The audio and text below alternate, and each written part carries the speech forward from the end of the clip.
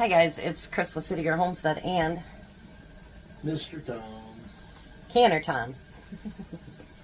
So, I had 3 gallons of my diced tomatoes that I've been keeping in the freezer. So we've drained as much liquid as we can. Promise there's still going to be more liquid in your jars. It doesn't change anything. Just drain off as much liquid as you can. Because when you freeze them, that liquid kind of leaves the tomato and you will have very liquidy tomatoes. So I'm going to try to get 8 pints out of there today. And this is going to be a water bath. If you pressure can them, you don't have to add anything.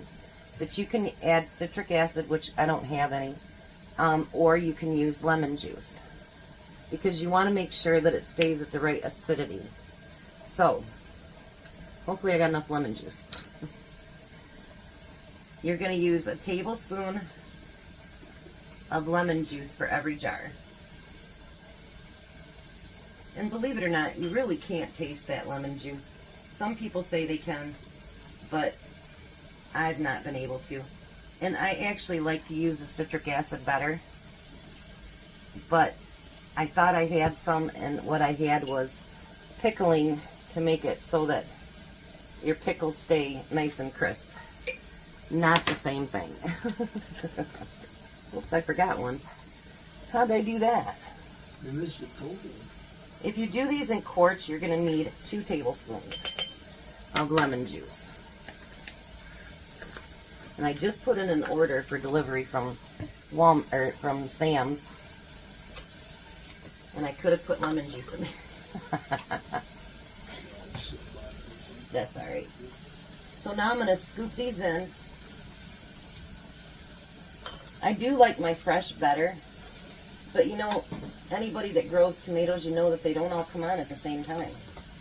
And you don't want them to get spoiled or too soft in between. You know what I mean? So you got to do something with them.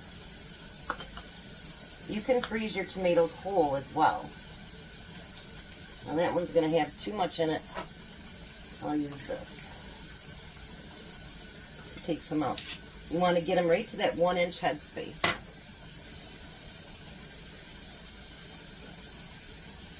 Now this one, I'm going to use my steam canner on it. Because honestly, I love my steam canner. It doesn't take as much water. You can manipulate it a lot easier. If you haven't bought a steam canner, I'm telling you, it'll be a great investment. Especially if you're someone like me, you know, and you have a little bit of mobility issues. It really, really, really does help you a lot. No, you need more than that. But it's still a lot less than what you put in your water bather. A whole lot less. And so you gain some of your independence back. And you know, that's always a good thing, to feel like you have your independence back.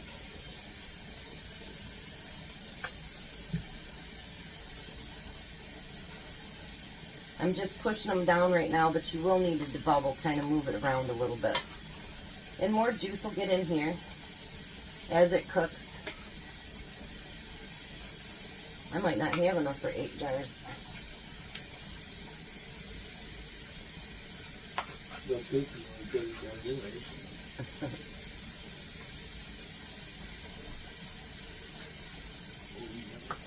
I told you I put too much in there.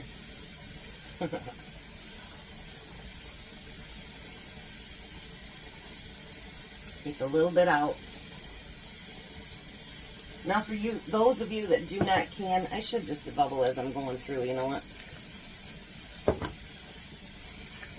So then I know if I've got to add any more to it.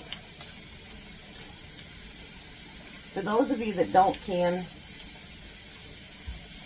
I want to tell you guys something. You know, if you don't can, it's okay. There's a lot of people that don't, but you get a chance to get a lot of fresh tomatoes or something like that. All that stuff can be frozen. You don't have to pre-cook it. I do not take my skins or seeds off because They don't bother me. Even when I make sauce, I don't take that stuff off of there. Because a lot of it you get, when you do that, a lot of it you get right when you use your immersion blender. You're going to get it off there anyway. And it's going to be ground up so light, you won't even know.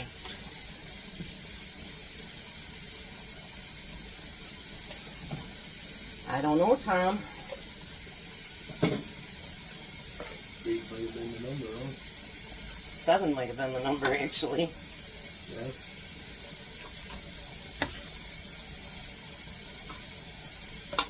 I don't know if there's enough to fill a full 7. You want me to go down to the half point? No. We're going to make this work somehow.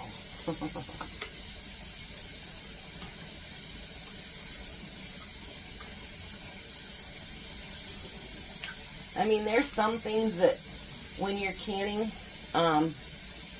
or freezing that you have to, you know, pre-cook. But there's a lot of stuff that you don't. And so just because you don't have a canner or whatever does not mean that you know, you can't go out and buy those big tubs of tomatoes or whatever that they have this time of year. Get a bushel of tomatoes. Because guaranteed, whether you can these or you freeze them or whatever you do, they're going to still taste better than that tin from a can. So I'm short a little bit, so what I'm going to do is have Tom go out and get me a couple of tomatoes. And I will dice them up real quick. Because I'm sure you can find a couple red ones out there somewhere. I think I might be able to do that. I don't know. I'm sure you will. So now you want to do the same thing. You want to go through and make sure that all of your rims, your lids,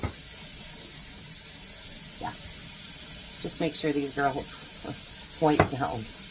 And that there's no chips in there, no dirt on them, nothing. Then you're just going to put your lids and rings on, fingertip tight.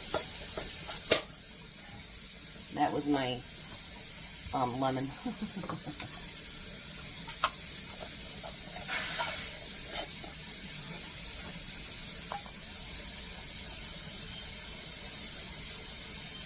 We're doing a separate canning video for you here. So I had to set the timer for letting that steam. Because we figured we were both here together today, waiting for his delivery. So why not get some stuff canned up? Alright, so once he gets back here, we'll get that other one chopped up, and then I'll be back. Alright, so now we're loading up the steam canner.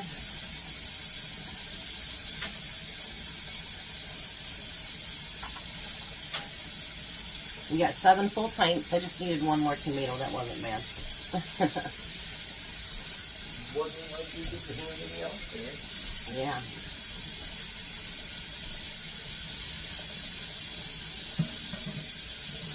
Alright, so now with this one, everything's cold, cold, and cold. We're going to get it turned on. So now when steam comes out here like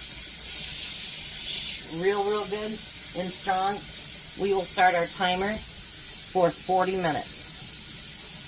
That's what it would be for water bathing. So 40 minutes, and then do not shut it off, or do not unload it. Give it a few minutes to cool down once you do that, once you shut it off. So we'll be back when those are done. Alright, so there's our tomatoes. Now if you notice there's space down here. When they cool off completely, they will drop. So it won't stay up like that. Ouch. And I think that most of them have already popped, so that's a good thing. So there we have 7 pints of tomatoes. Fill those shelves up, guys. You guys have a blessed day. Be a blessing.